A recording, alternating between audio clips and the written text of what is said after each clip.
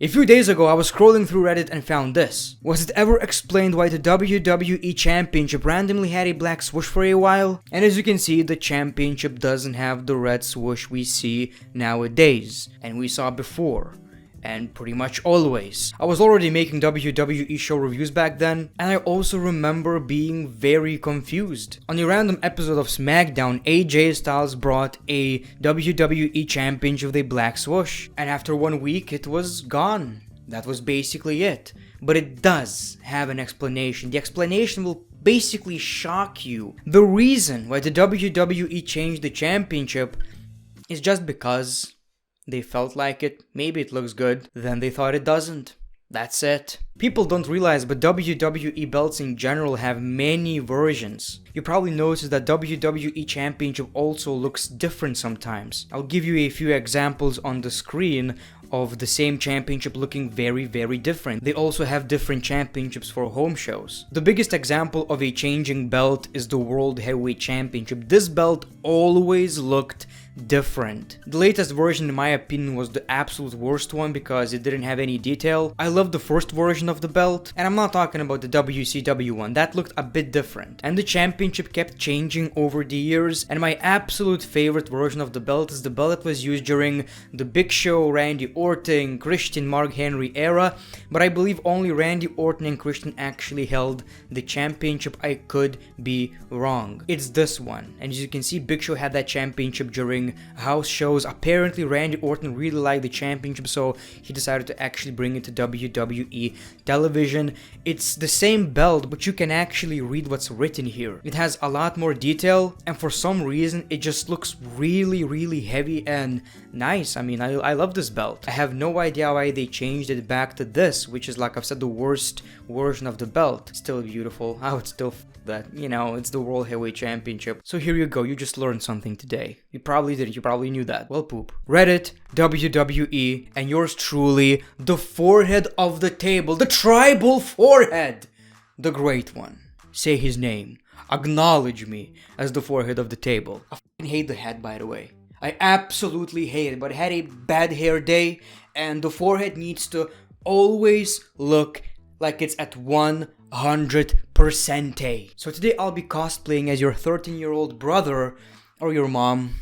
Probably your mom. Oh yeah, Reddit. Hashtag Ask CM Punk. If you could eliminate one overused move or trope in professional wrestling, what would it be? CM Punk replies, ridiculous shocked faces after a 2 count with a move you never beat anyone with and shitty unsafe goofs. Right back. I gotta agree with CM Punk. Oh my god. I've just did 50 super kicks and he kicked out. Just don't bother, we all know a kick out is coming. Don't even try, you know he's going to kick out. When it comes to shitty unsafe goofs, come on man, Ryback doesn't deserve it. He's not even a wrestler anymore, he's a musician. A very good one, by the way. Sheamus looking badass posing with his newly won United States Championship. I love this. I love Sheamus's new look. I love the championship's new look. Like when I first saw this belt, I was like, okay, I'm not a big fan, and I miss the old, United States Championship. But now this championship looks 100 times better in my opinion. It really looks legit and one of the best WWE belts we have nowadays. Now when it comes to the Intercontinental Championship, I hate it even more. I really don't like this belt. It looks really shitty. Hey Sheamus, don't tell Vince, but I'm so high right now. Lovely. The Bella triplets got inducted into the Hall of Fame. At this point, I wouldn't be surprised. Daniel Bryan is everywhere. Last night I was sleeping with my wife. Turns out I was also sleeping with Daniel Bryan. I won't go into details. Bryan's gone too far now. I also love the fact that Daniel Bryan is in the middle here. Now that's really rated R. Freddy versus Jason versus Daniel. This is my favorite meme in wrestling right now. By the way, I remember being like 5, turned on TV at night and saw Nightmare on Elm Street, which is Freddy Krueger basically. And this traumatized me for like good 4 or 5 years. I was afraid of dark because of Freddy Krueger. As much as I love Edge, Roman Reigns retaining the Universal Championship isn't too bad. Change my mind. I'm not gonna try to because, like I've said, I really wanted to see Edge winning the championship. I really wanted to see that because, you know, what a story. But I do understand that Roman Reigns retaining makes the most sense. It's what's best for business. And you know, long term, he's the best champion we can have in the WWE right now, and his title reign needs to continue maybe up until the next year's WrestleMania. A pick from night 2, let me in. Yeah, I saw these, but during the show I barely noticed any of these Jones lasers, whatever that was. I barely noticed any, but I remember WWE testing them before the show. Looks amazing though. What I don't like about WWE's current production, which is obviously the camera changes, like you need all the different angles, it seems like. I also don't like the graphics. I'm talking about these 3D, whatever it is, the pieces of shit, the whatever. Especially Roman's one, where it's like most people get the logo or something, Roman Reigns just gets a giant Roman Reigns.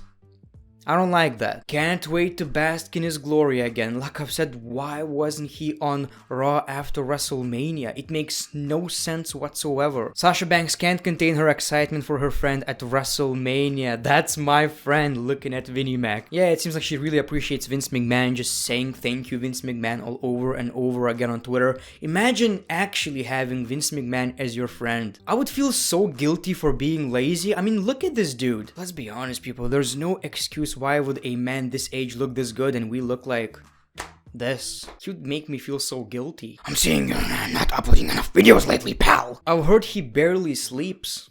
Like at all. Once he got drunk with Jericho and worked out at like 2 or 3 a.m. I think. He doesn't care. What a cool picture of the tribal chief. The belt looks great even when on his back. What about this though? The tribal forehead with the Divas Championship. Yeah, Roman makes the championship look bearable, I'll admit. It doesn't look that bad when it comes to Roman Reigns, and I actually love the way Roman Reigns is carrying that championship. People are saying, oh, he's disrespecting the belt. Dude, Pete Dunne is biting the shit. Come on. Full view of the WWE Thunderdome. Okay, so I honestly love this Thunderdome more than the previous one. During Monday Night Raw, we got a brand new Thunderdome, and I really dig the stage. It has more screens, and the whole setup looks pretty nice. Simple, but really, really good. So, yeah, I dig it. Did anyone else notice that Orton and Edge had similar, if not matching gear at WrestleMania? I did not, but I loved both. And once you told me now, I don't know if that's intentional or not, but it really looked nice. Like Randy Orton for the first time in his career actually had a white attire, which is a big deal, boys. And Edge looked amazing as well. Reminds me of his maybe 2010 attire, I could be wrong. Which was your favorite match from night 1? Mine is Cesaro versus Rollins. A good one, obviously.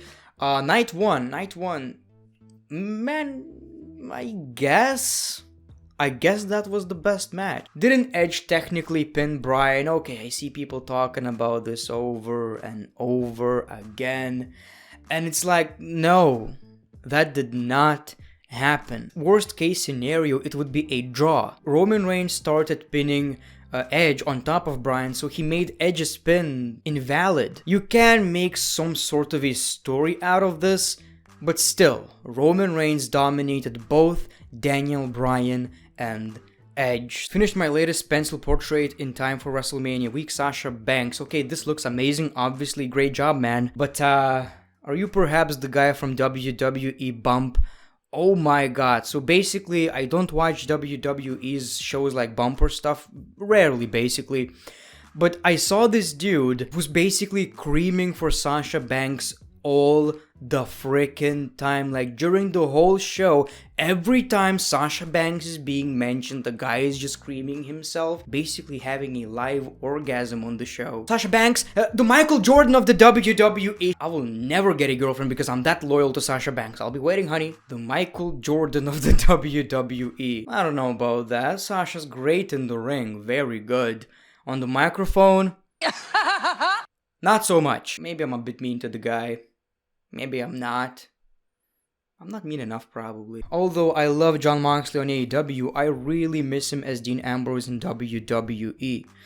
Kinda same. Obviously, he's happy in AEW, and I get that. He should stay in that company if he likes to. But Dean Ambrose, you know, at times we said it's goofy and stuff, but he did have a character. He was likable, and to be honest, looking back, I don't know, maybe he was more entertaining than Jon Moxley. Obviously not during matches, but he had more character. But obviously he didn't like that, and I'm sure most of you enjoy and prefer Jon Moxley, which is fair enough. But Dean Ambrose was basically underrated just because he was in the WWE. And that's all I have for you today.